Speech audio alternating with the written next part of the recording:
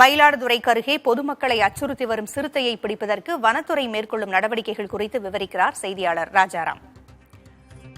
சிறுத்தையை பிடிப்பதற்கு இதுவரை என்னென்ன நடவடிக்கைகள் எடுக்கப்பட்டிருக்கின்றன? இன்னும் சிறுத்தை சிக்கவில்லை, இனி மேலும் என்னென்ன நடவடிக்கைகள் எடுக்க வாய்ப்பு இருக்கிறது?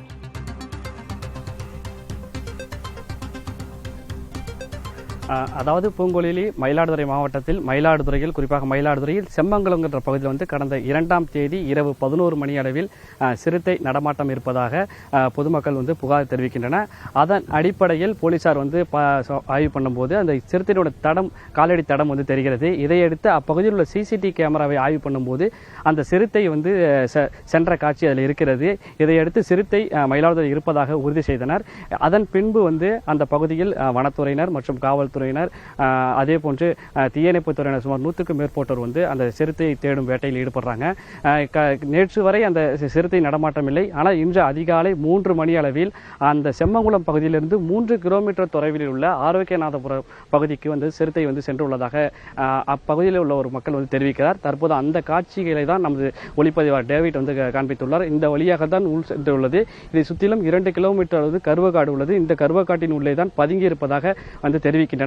தற்போது நம்மிடையே இந்த சிறுத்தையை நேரில் பார்த்தவர் இருக்கிறார். அவரிடம் கேட்டு தெரியும். வணக்கம், நீங்க எப்போ பார்த்தீங்க? எந்த நேரத்தில் பார்த்தீங்க? சிறுத்தை சென்ற பார்த்தீங்க? நைட்டு 3 மணிக்கு நாங்கள் பார்த்தோம். நான் படுத்து உறங்கிட்டு இருந்தேன். உறங்கிட்டு இருக்கும்போது என்னென்னா நாயெல்லாம் சவுண்டு வந்துச்சுங்க. அதனால் ஏஞ்சி பார்க்கும்போது என்னென்னா பின்னாலே துரத்திட்டு வந்துச்சு. மறுபடியும் சிறுத்தை நாயை துரத்த ஆரம்பிச்சு.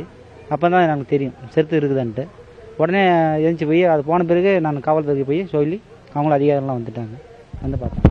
அதாவது பூங்கொழியில் நேற்று காலையில் வரை எந்த நடமாட்டம் இல்லை. ஆனால் இரவு நேரத்தில் தான் நடமாடுமாங்க. அந்த வகையில் இன்று காலை 3 மணி அளவில் அந்த நடமாட்டத்தை பார்த்ததாக இவர் தெரிவித்தார்.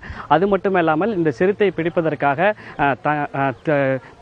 திருச்சி மண்டல பாதுகாவலர் சதீஷ் தலைமையில் வனக்காவலர்கள் பாதுகாப்பு பணியில் ஈடுபட்டிருக்கின்றனர்.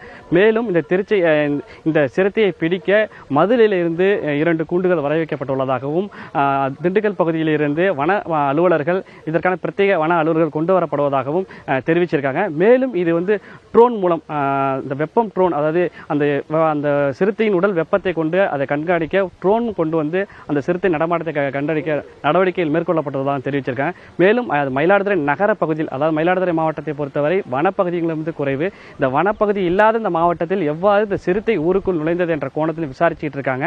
இந்த சிறுத்தையை ஒரு நாட்களுக்குள் பிடித்துவிடும் நம்பிக்கையில் பாதுகாப்பு பணியில் ஈடுபட்டு வருகின்றன. பூங்குழலி, நீங்க சொன்னது போல அது வனப்பகுதி இல்லை, நகரப்பகுதி. வேறு எந்த இடத்திலிருந்து இந்த சிறுத்தை வந்திருக்கலாம் என்று சந்தேகிக்கப்படுகிறது? வனத்துறையினர் இது குறித்து என்ன சொல்றாங்க?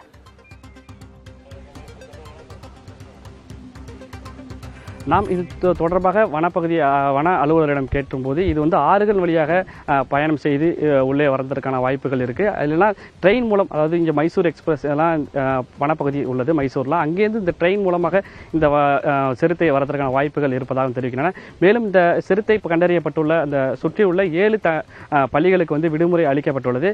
மேலும் மக்கள் பாதுகாப்பாக இருக்க வேண்டும் என்றும் ஒலிபெருக்கி மூலமாக விழிப்புணர்வு ஏற்படுத்தப்பட்டுள்ளது.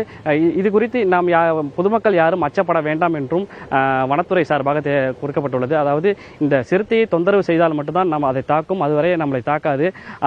அதனால யாரும் அச்சப்பட வேண்டாம் என்றும் தெரிவிக்கப்பட்டுள்ளது. பூங்குழலி, மக்களினுடைய அச்சத்தை விரைவில் தீர்ப்பதற்காகவாவது சிறுத்தை விரைவில் பிடிக்கப்படட்டும். தகவல்களை வழங்கியமைக்கு நன்றி ராஜாராம்.